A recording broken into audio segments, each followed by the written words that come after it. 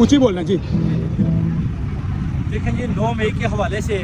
आपने देखा खान साहब के जो 8 केसेस हैं वो ख़त्म हो चुके हैं, अभी एक केस रह गया। आप देख सकते हैं कि जो केसेस 9 मई के हवाले से खान साहब की बेल हुई है उससे आप अंदाज़ा लगा लें कि ये साबित हो गया कि 9 मई का जो केस था वो जाली था और वो झूठे मुकदमात बनाए गए। जो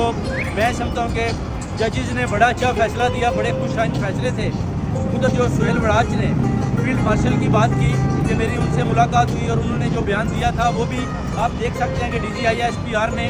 उसको भी बता दिया कि सुहेल बड़ाच अपनी तरफ से खुद ही बात कर रहा है, field marshal general Syed Asim Munir ने कोई ऐसी बात नहीं की। अभी मैं समझता हूँ कि जो लोग जिनको सजाएं हुई हैं 9 मई के हवाले से,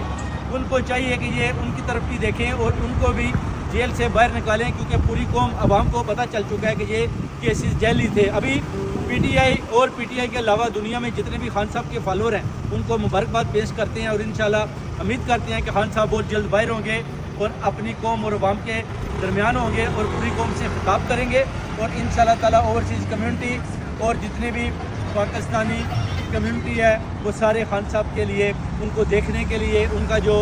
बयान है या वो क्या डायरेक्शन देते हैं पाकिस्तान के हवाले से बड़ी बेदर्दी से वेट कर रहे हैं और इंशाल्लाह बहुत जल्द ये जो खुशखबरी आने वाली है और पूरे पाकिस्तान में इंशाल्लाह जो हकीकी आज़ादी का वो झंडा कहते हैं मैंने लहराना है, उम्मीद करता हूँ कि वो लहरा दिया जाएगा और पाकिस्तान जिंदाबाद के नारे लग जाएंगे।